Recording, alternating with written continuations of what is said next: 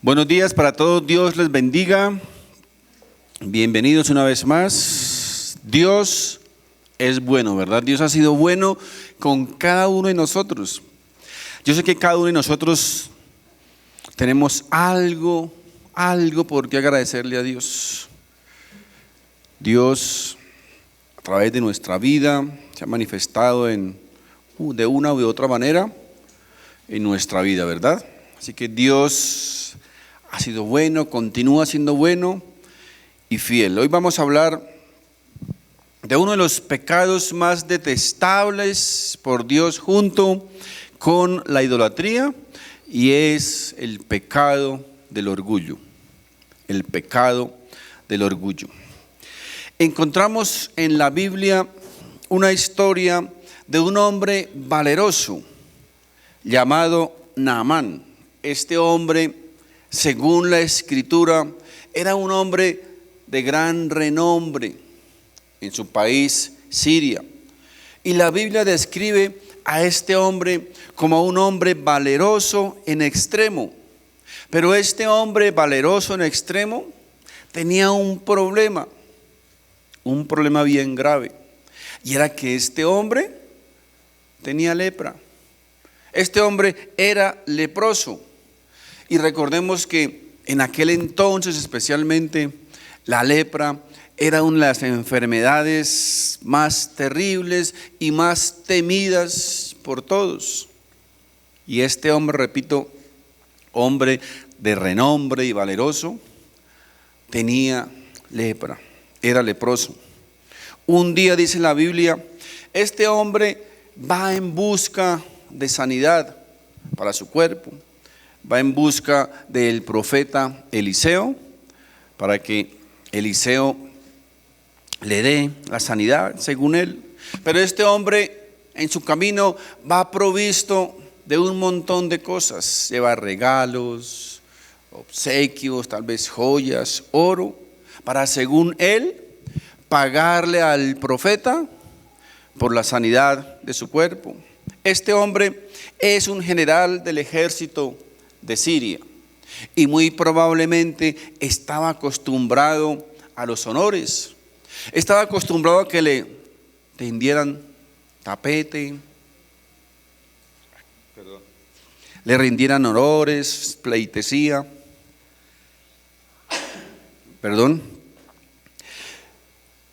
Estaba acostumbrado a recibir tal vez aplausos y toda esa parafernalia que acompaña a los poderosos de este mundo. Pero resulta que cuando llega donde el profeta Eliseo ni siquiera sale a recibirlo. Ni siquiera sale a recibirlo, sino que le envía un mensajero y le dice: dile a Naamán que vaya y se bañe 7 veces en el río Jordán. Así de sencillo. Ustedes, mis hermanos, se imaginan la herida tan profunda que pudo sentir este hombre prepotente en su orgullo y en su ego.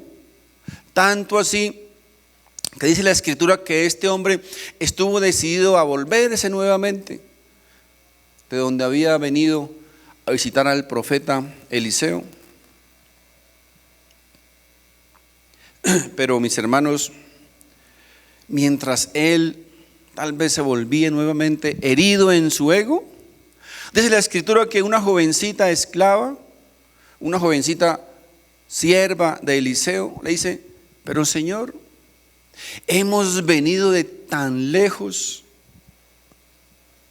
para visitar al profeta, ¿por qué devolvernos ahora? ¿Qué le cuesta obedecer lo que el profeta le dice? Tal vez le dice: Señor, no tienes nada que perder, ya estamos aquí, ¿por qué no pruebas solamente lo que el profeta le dice? Y este hombre prepotente responde: pero es que ¿por qué tengo que bañarme en el río Jordán? Si el río Jordán es sucio y apestoso, yo tengo mejores ríos allá en mi país. ¿Se han dado cuenta, mis hermanos, que así generalmente es el orgulloso? El orgulloso, mis hermanos, actúa de esa misma manera. A él no le importa lo de los demás, a él le importa lo suyo.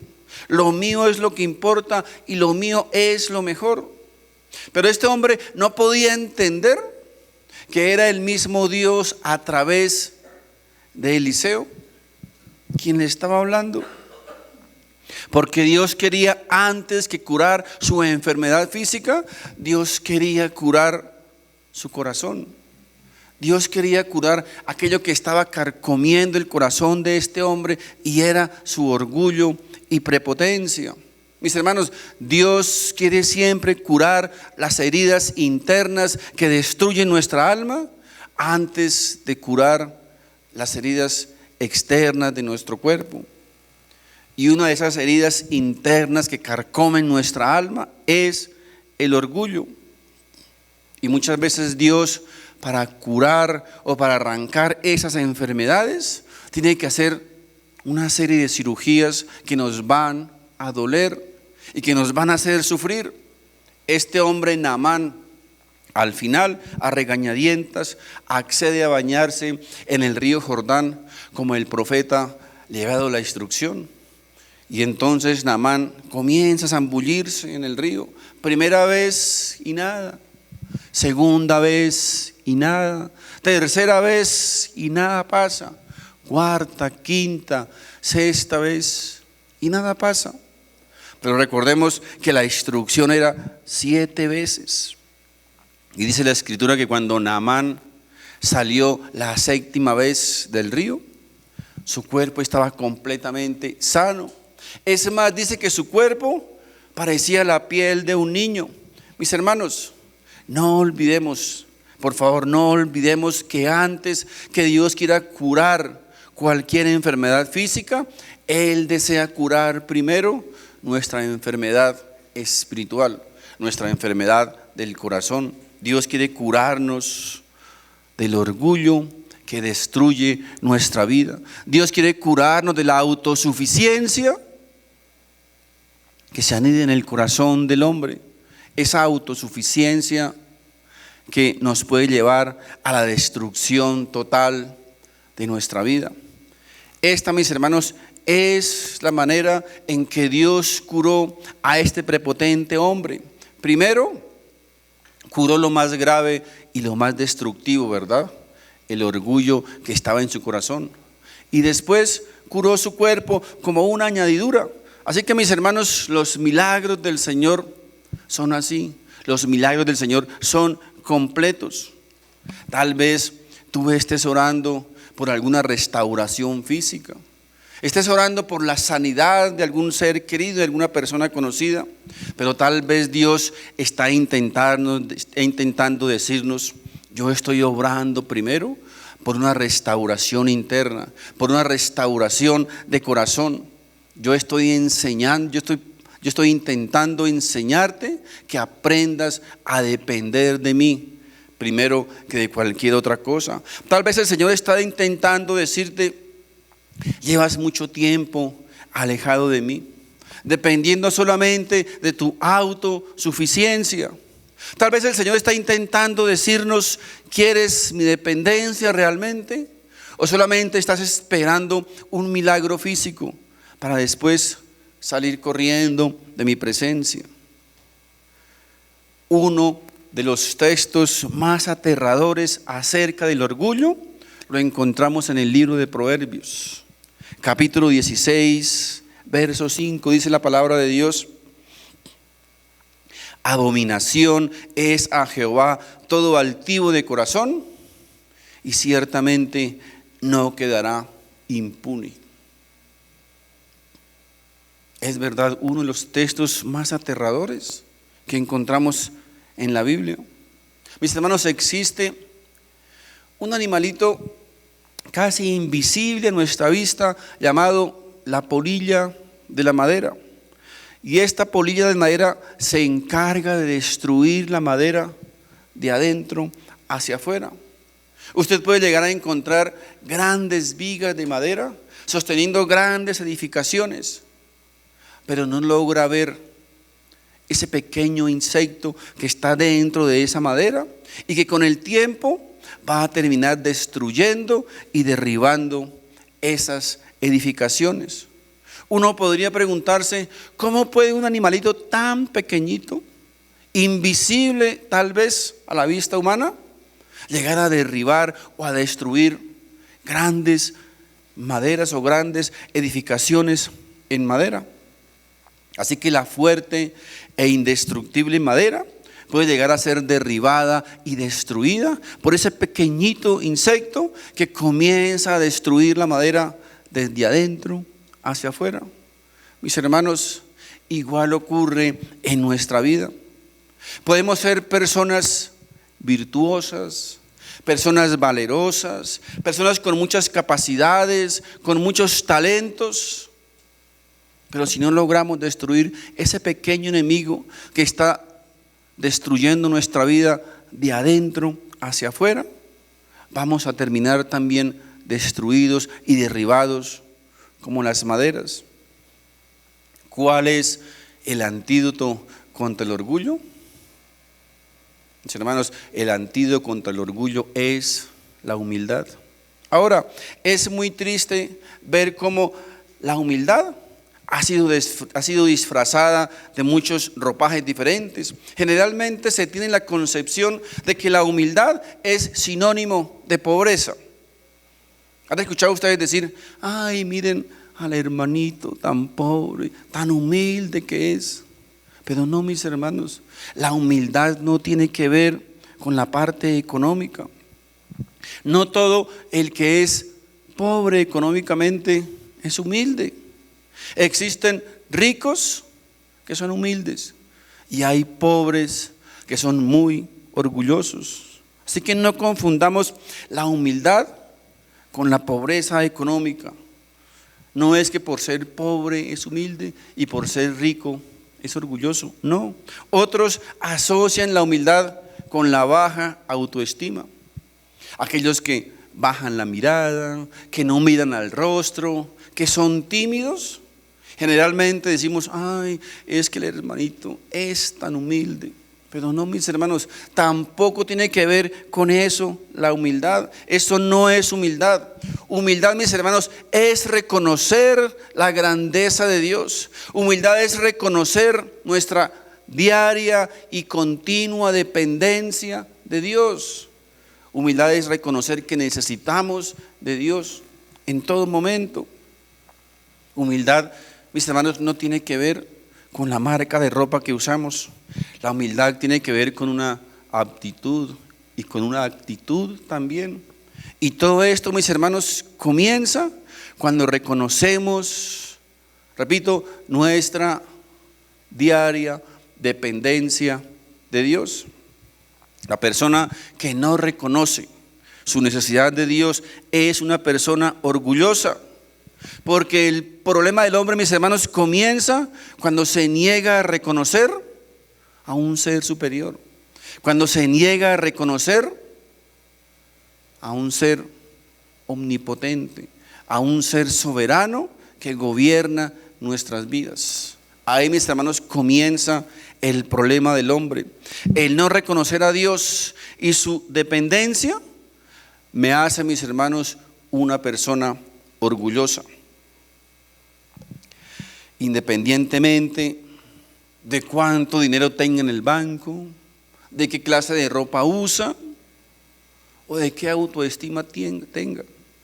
Independientemente de eso, el no reconocer nuestra dependencia de Dios nos hace orgullosos. Así que la palabra orgullo podría resumirse como la independencia de Dios, el querer vivir independiente de Dios, el pensar que no necesitamos de Dios. Cuando el ser humano no confía en la soberanía y la dependencia de Dios, ¿saben qué sucede? Que el hombre comienza a depender en sí mismo, en sus logros, en su sabiduría, en su dinero, en sus atributos, en sus capacidades, etcétera, etcétera. Comenzamos a depender, repito, de cada uno de nosotros. de nuestras habilidades. Y todo esto nos hace llegar a creer o pensar que no necesitamos de nadie, que no necesitamos nada, que no necesitamos a Dios. Mis hermanos, repito, en la Biblia el orgullo es uno de los pecados más detestables por Dios. El Salmo 10, verso 4 nos dice: el malo por la altivez de su rostro no busca a Dios. Fíjense, el malo por la altivez de su rostro no busca a Dios. No hay Dios en ninguno de sus pensamientos. Fíjense lo que dice. ¿Qué cosa es lo que impide al hombre acercarse a Dios? Dice, la altivez. ¿Y qué es la altivez? Es sencillamente el orgullo. Fíjense que aquí en este texto el malo no es el que mata, el que viola, el que adultera, aunque eso es pecado, ¿verdad? Pero aquí en este texto el malo no se refiere a eso. El malo aquí se refiere, mis hermanos, a quien no busca a Dios, a quien piensa y cree que no necesita a Dios. Miren, el ser humano por lo general somos muy rápidos en juzgar los pecados visuales, ¿verdad? Decimos, ahí va el ladrón, ahí va el mentiroso, ahí va el vicioso, ahí va el adúltero, pero muy rara vez condenamos a las personas por los pecados ocultos, ¿verdad? Porque no los vemos, no los conocemos. ¿Sabían ustedes que el orgullo convirtió ángeles en demonios y les cerró las puertas del cielo? Eso lo hizo el orgullo. Miren, Isaías capítulo 14, vamos a leer del verso 12 al 15, dice: ¿cómo caíste del cielo, oh lucero, hijo de la mañana? Cortado fuiste por tierra, tú que debilitabas a las naciones. Tú que decías en su corazón, subiré al cielo, en lo alto, junto a las estrellas de Dios. Levantaré mi trono y en el monte del testimonio me sentaré a los lados del norte. Sobre las alturas de las nubes subiré y seré semejante al Altísimo. Mas tú, derribado eres hasta el Seol, a los lados del abismo. Esta, mis hermanos, es la historia de la caída de Lucifer, del diablo. Cayó, mis hermanos, por causa del orgullo. El orgullo, de una manera misteriosa, entró en un ser perfecto, creado por Dios. Fue el orgullo quien llevó a Lucifer a querer independizarse de Dios y buscar adoración que solo le pertenecía a Dios. Así que, mis hermanos, cuidado con este pecado. El orgullo es una polilla, es un cáncer que comienza a carcomer por dentro de nuestro corazón y termina destruyendo totalmente nuestra vida. El orgullo, mis hermanos, es muy peligroso porque hoy día se disfraza de muchas maneras. Hoy día vemos a muchas personas declarando expresiones como: lo que tengo es solo por mi esfuerzo, es solo por mi sacrificio, lo he logrado porque yo soy muy piloso, porque me he esforzado, porque he trabajado duro. Mis hermanos, ahora, claro que para conseguir las cosas hay que trabajar duro y hasta sacrificarnos. Pero tenemos que reconocer, mis hermanos, tenemos que reconocer que todas nuestras habilidades, nuestras capacidades, nuestro esfuerzo y todo lo que tenemos viene de Él, viene de Dios. Dios nos lo da. La Biblia, mis hermanos, presenta una tremenda advertencia para toda aquella persona que quiere llevarse toda la gloria por las cosas que consigue en este mundo. En Deuteronomio capítulo 8, verso 11 en adelante dice: cuídate de no olvidarte de Jehová tu Dios, para cumplir sus mandamientos, sus decretos y sus estatutos que yo te ordeno hoy. No suceda que comas y te sacies y edifiques buenas casas en que habites, y tus vacas y tus ovejas se aumenten, y la plata y el oro se multipliquen, y todo lo que tuvieres se aumente, y se enorgullezca tu corazón, y te olvides de Jehová tu Dios, que te sacó de la tierra de Egipto, de casa de servidumbre, que te hizo caminar por un desierto grande y espantoso, lleno de serpientes ardientes y de escorpiones y de sed, donde no había agua, y Él te sacó agua de la roca del pedernal, que te sustentó con maná en el desierto, comida que tus padres no habían conocido, afligiéndote y probándote para a la postre hacerte bien. Y digas en tu corazón: mi poder y la fuerza de mi mano me han traído esta riqueza. Cuidémonos, mis hermanos, cuidémonos, dice el Señor, de sacar a Dios de la ecuación, de pensar y creer que todo lo que podemos lograr en esta vida es por nuestro esfuerzo y por nuestras capacidades solamente. Este verso, mis hermanos, es muy revelador, ¿verdad? Es que lo que yo tengo, lo que yo soy, lo he conseguido solamente con mi habilidad, con mi esfuerzo, con mi poder, con mis capacidades. Y la pregunta es: ¿y dónde dejas a Dios?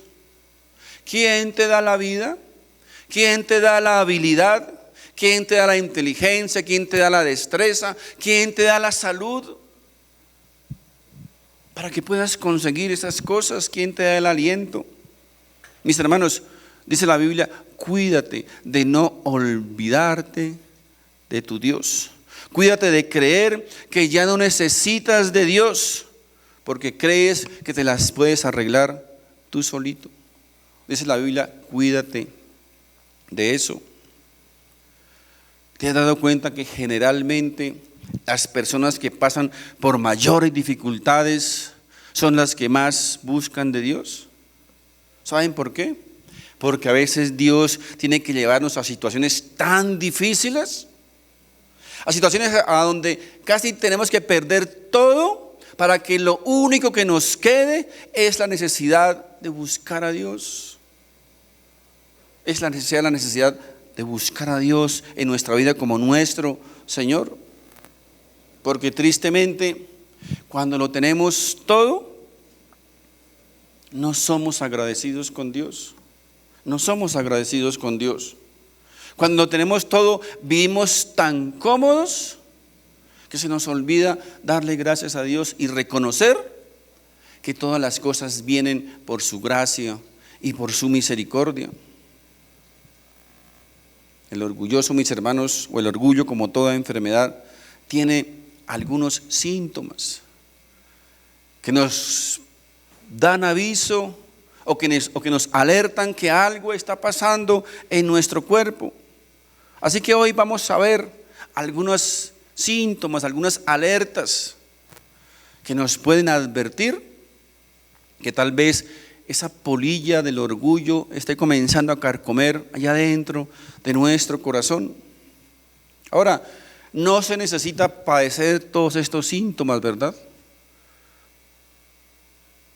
Pero si nos vemos golpeados por uno o por varios, pues yo les aconsejo que acudamos inmediatamente al médico de médicos, porque muy posiblemente podamos ser, repito, estar siendo afectados por esta enfermedad del orgullo en nuestro corazón. Primer síntoma o primera característica del orgulloso. El orgulloso, mis hermanos, se enfoca en detectar solamente los errores o los pecados de los demás. El orgulloso, mis hermanos, posee una visión 20-20 para mirar los errores de los demás, pero es miope para ver sus propios defectos o sus propios errores. Y la pregunta es: ¿quién le ha colocado como juez? ¿Sabe quién? El orgullo. El orgullo nos coloca como jueces de los demás. El orgulloso se siente tan perfecto que es capaz de condenar, de enviar al infierno a los demás, en lugar de orar por ellos, en lugar de ayudarlos, en lugar de tenerles paciencia, en lugar de interceder por ellos. Eso, mis hermanos, es una característica del orgulloso. Recuerden, quieren enfocarse solamente o se enfocan solamente en los pecados de los demás. Segundo síntoma o característica, el orgulloso le encanta mantener intacto su ego. Si un orgulloso ve a alguien con más cualidades o mayor talento que él trata de hacerlo a un lado. Él trata de alejarlo porque lo ve como una competencia que puede llegar tal vez a ridiculizarlo. ¿Se han dado cuenta ustedes que generalmente los más grandes rivales en cualquier área son los más sobresalientes? Porque el orgulloso no puede aceptar que haya alguien mejor que él. Él siempre cree que es el mejor en todo. Tercer síntoma, el orgulloso siempre está hablando de sus mayores logros en todo momento.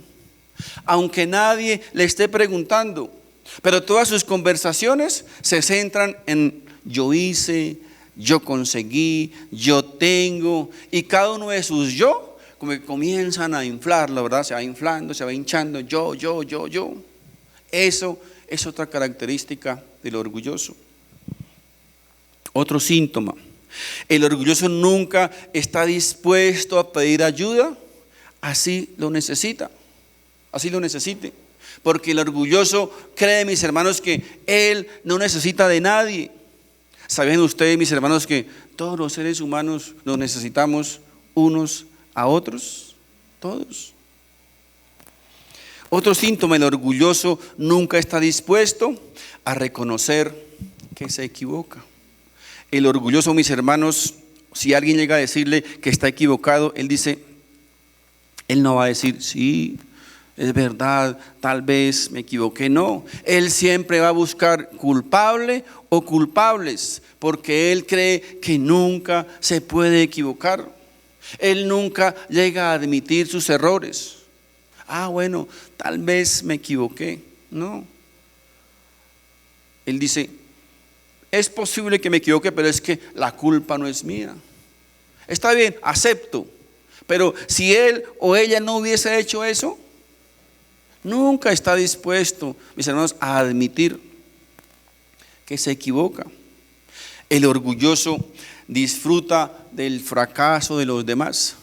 El orgulloso se alegra cuando alguien cae. ¿Saben por qué? Porque él desea que todos caigan para que él sea el primero, para que él esté arriba.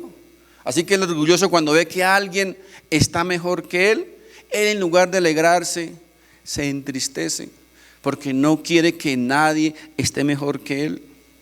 Otro síntoma, el orgulloso cree que él todo lo sabe.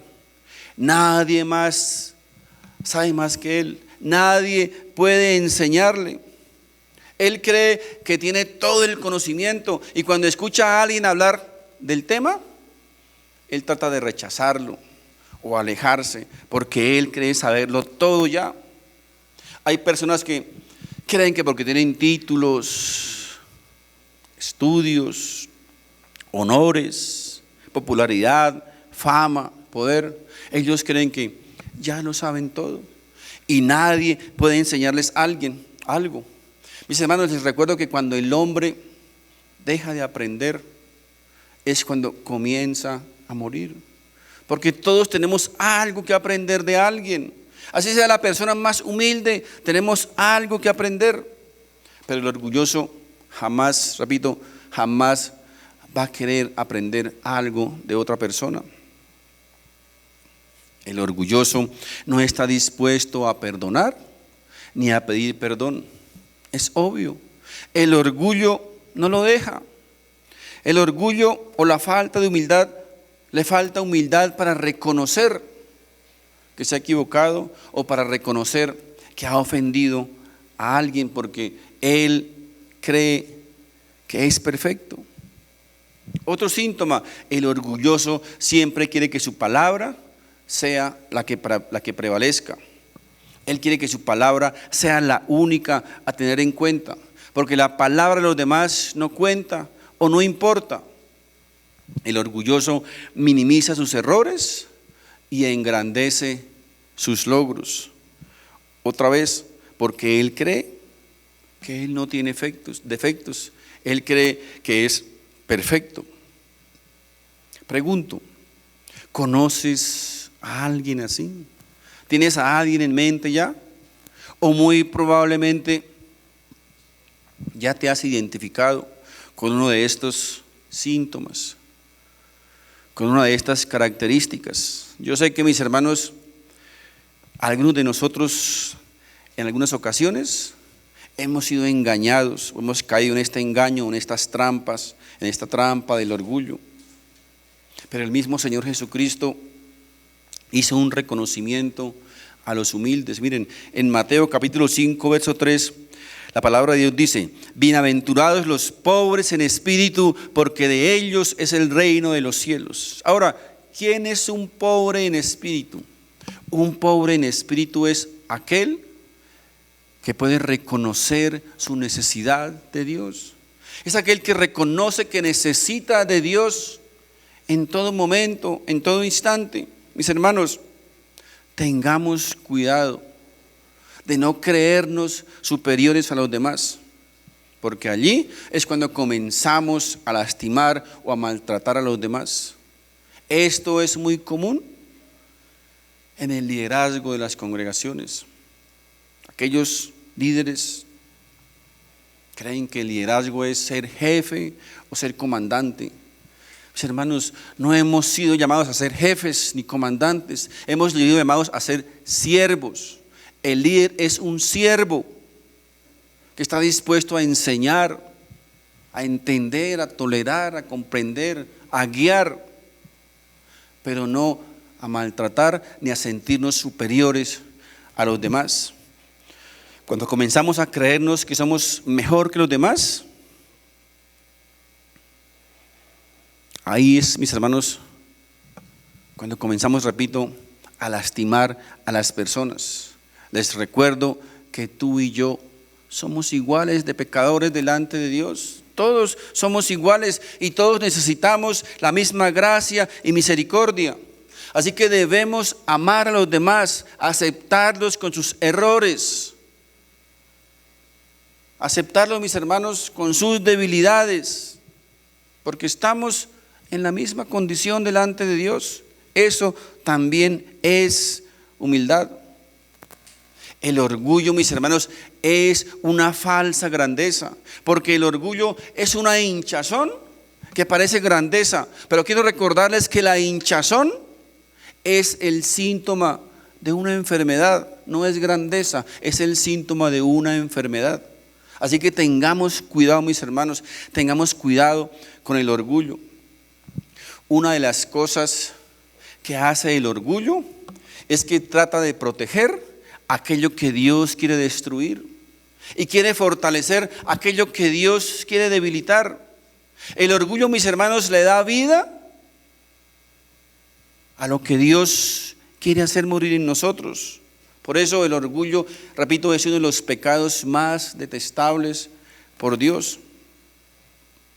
Encontramos en la Biblia otra historia de un hombre el cual Dios tuvo que operar también de esta terrible enfermedad llamada orgullo. Y su nombre es Nabucodonosor. Nabucodonosor, les recuerdo, es el rey de uno de los imperios más poderosos que ha existido sobre la tierra. Todo este emporio y toda esa grandeza de Babilonia hizo hacer creer a este hombre Nabucodonosor que él era un dios. Y Dios trató durante mucho tiempo de tratar de curar esa enfermedad interna, pero Nabucodonosor, mis hermanos, no se dejó. Nabucodonosor no quería. Dios usó diferentes maneras para hacerle ver a este hombre la majestuosidad y la soberanía de un Dios poderoso.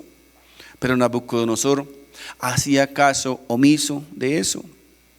En el capítulo 4 de Daniel, mis hermanos, se narra una de las historias más asombrosas que encontramos en la Biblia, y es la historia de la conversión del hombre más poderoso que haya existido sobre la tierra, la conversión de Nabucodonosor.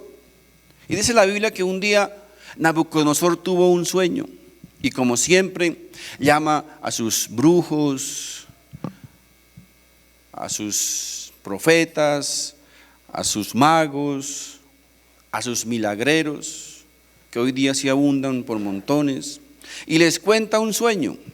Él dice, Nabucodonosor dice: yo vi un árbol grande, inmenso, y las aves del campo venían y estacionaban sobre ese árbol. Las bestias del campo acampaban bajo él, hasta que escuché una voz que decía: corten el árbol. Y los magos, los brujos, los hechiceros, los milagreros de Nabucodonosor no pudieron interpretar ese sueño, hasta que vino Daniel y le dijo: rey, ese árbol eres tú. Ese árbol eres tú, y tú vas a tener que ser cortado para que aprendas a reconocer al verdadero Dios y tu corazón sea transformado, su corazón sea cambiado. Algo, mis hermanos, hermoso que encontramos en esta historia es lo que sucede en el verso 27. Miren la manera en que Dios nos ayuda. Por eso siempre decimos: Dios es bueno, Dios ha sido bueno. Dios usó al profeta Daniel para ayudarle a Nabucodonosor a tomar la mejor decisión. Y él le dice: por tanto, oh rey, acepta mi consejo. Tus pecados redime con justicia, y tus iniquidades haciendo misericordias para con los oprimidos, pues tal vez será eso una prolongación de tu tranquilidad.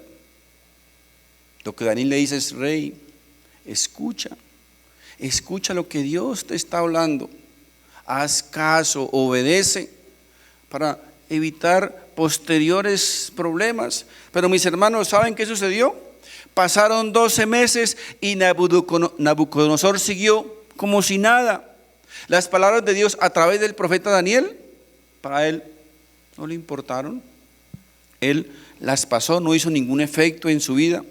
Saben ustedes que Dios, mis hermanos, muchas veces hace lo mismo con nosotros. Dios trata de una manera y de otra de hacernos entender que debemos volver nuestros ojos a Dios. Dios trata de una manera y de otra que reconozcamos que solo en Él tenemos seguridad. Dios trata de una manera y de otra que reconozcamos nuestra rebelión y nuestro pecado delante de Dios. Y nosotros una y otra vez hacemos caso omiso a sus advertencias. ¿Saben qué le sucedió a Nabucodonosor? 12 meses después. Daniel capítulo 4, verso 29 en adelante.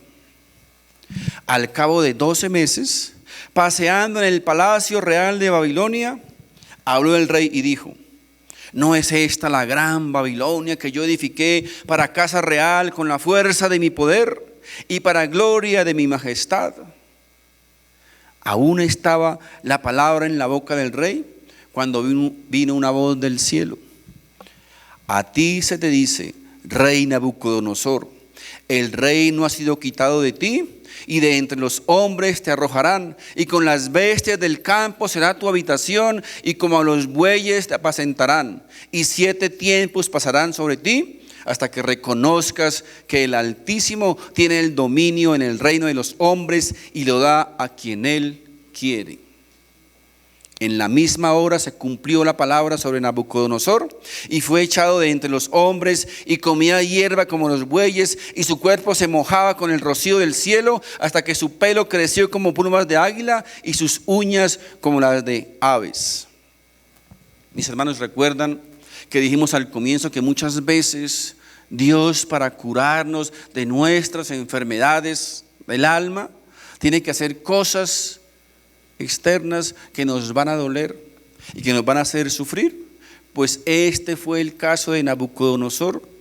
Dios tuvo que llevarlo a esta condición para que él al final pudiera reconocer lo que encontramos en el verso 36, mire, de Daniel 4. En el mismo tiempo mi razón me fue devuelta, y la majestad de mi reino, mi dignidad y mi grandeza volvieron a mí, y mis gobernadores y mis consejeros me buscaron, y fui restablecido en mi reino, y mayor grandeza me fue añadida.